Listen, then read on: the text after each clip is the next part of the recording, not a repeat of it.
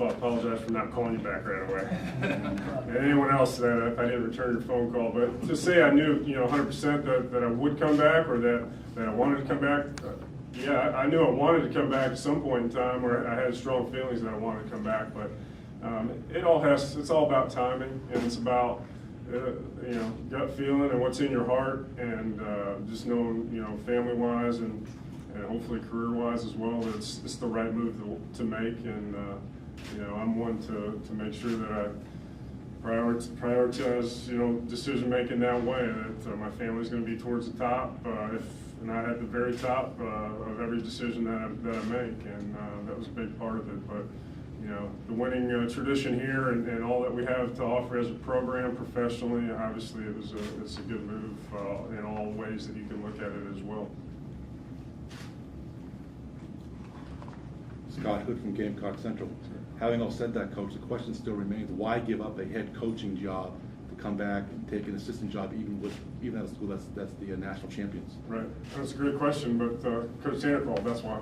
The thing that you have to keep in perspective, there's a lot of opportunities, and if you want to professionally and both family-wise, that if you don't look at them seriously, the titles and the positions, it's about being in the right position professionally, and the right kind of program, and being a head coach is being a head coach, and with all the positives that we had going for us at Old Dominion, and with some of the resources that we're going to continue to improve there as a program with new leadership in their athletic department, it was an exciting time to be at Old Dominion as any, which did maybe probably make it a little bit tougher to make that decision, because I think it's a program there that we were trying to grow in the 6 years that I was there, and did some things, and we're trying to maintain some consistency in that growth, and we were just getting really a shot in the arm with a chance to have some things that we hadn't had before, both facility-wise and resource-wise. So, it's not all about just being a head coach. I want to be here for a long time. I'm not making this step to try to make another quick step out, to another, better position than I just am currently leading as well. And that's heartfelt, and I have no timetable of how things work in terms of career moves and all those kind of things. I'm a day-to-day, grind-it-out kind of guy, and that's what I intend to do here. And if something comes along that needs to be looked at just like this, I'm gonna look long and hard if I need to, and hopefully it'll be the right move. I haven't made a wrong move yet professionally, and definitely this is not anything but the best move right now for us, and hopefully for the program. Jerry Neal, Washington State. How much more time did you have left on your contract at ODU, and are you having to do anything to get out of that contractual obligation? I did have a multi-year contract, and it was a situation where I did have some time still left on that contract, a couple of years with at least the option or the presentation to me here recently to extend the length of that contract, and but it's all been worked out, and it's not a situation that made it more difficult for me to come in terms of what my contract was there. And they did make a commitment to me and to what we're trying to do as a program there, and we feel like, at least I feel like, I'm leaving the program in a better situation than I inherited it in, and that makes me have some satisfaction in the whole situation. Adam Pinsker from Watchbox 57. Are you excited to come to a program where the cupboard is not bare and you have some pretty good talent on your pitching staff here?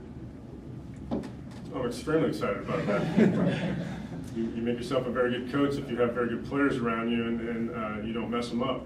Those kind of statements are often made, but it's exciting. We're going to hopefully have an opportunity, just as they have, for several of the last years, where who's not going to be interested that we're going out there to recruit, and how they fit, and the pieces of the puzzle that we might need for that particular recruiting class.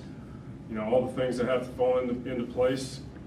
We won't get every player, every pitcher that we're trying to get in the recruiting process, but I would think we would have a chance at just about all of them if it's the right fit. And with that said, you're going to try to do the best you can in developing them to fit in what you're trying to do, both as a position player and a pitching role, all those things to mold and to gel just like they did, in particular last year to put yourself in championship mode. Jerry, when you left the first time, Mark Calvey came in and had some pretty big shoes to fill. You're coming back in replacing him. He's coming off a national champ. You feel like you've got some shoes to fill as well at this stage? Well, I absolutely do. I mean, there's the highest ultimate level of success. They're at the last game that this program's played, and that's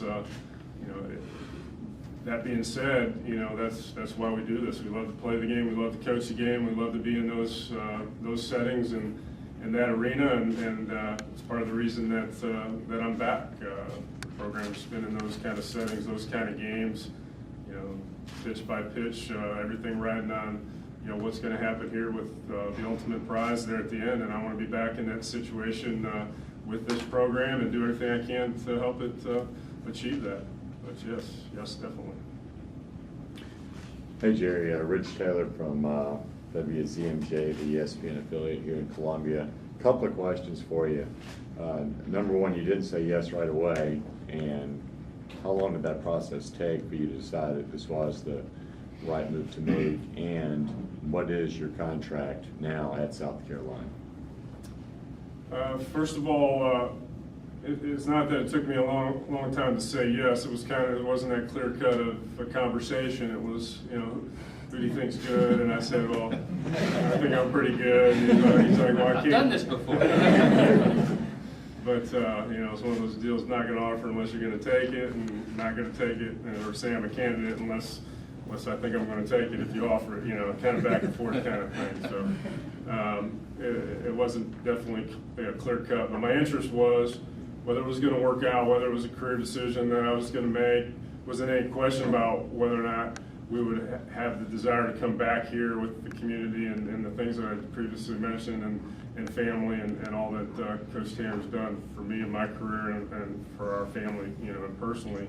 There were no questions in that regard. But it wasn't that it took me a long time to make a decision. It was, there's a lot of things that go into it. As a head coach, I probably didn't realize that until this process started taking place. That I've got 35 guys too, and that's real hard to try to make a move, and you have to know that you feel like 100% that it's the right move to make, and I had to come to that because that affected families and the other regard with me leaving and then making decisions to come play in the program that I was the head coach. One last thing, curiously, within the coaching fraternity, of course, word gets out before it hits the media, the fans. Did you have an indication prior to Ray's phone call that Mark Calvey was in fact being considered for maybe more than one job, and that he may be moving on? And had it entered your mind in any way that, hey, just maybe I might have a chance to come back to South Carolina?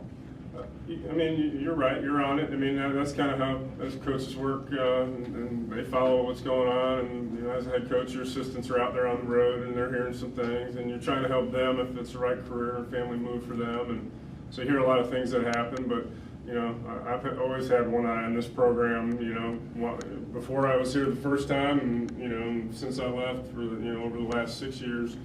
And thought about if the right situation, the right timing, and all those things fell into place, that we would love to come back here in the right capacity. And it all played out. And like you said, to answer your question maybe a little more directly, as South Alabama actually was a program that I was a graduate assistant in 88, 89. So I followed that program maybe a little more closely. I knew Coach Kittrell and know Mark Calvey and known him for a long time, and a lot of respect for all those programs and coaches, and yeah, it kind of works that way, to be honest with you. I'm not going to lie to you. You got things in the back of your mind that how this might play out, but then when it comes to reality, then you're faced with a decision, and I'm not going to look back. There's no doubt, and I'm very appreciative to have this opportunity.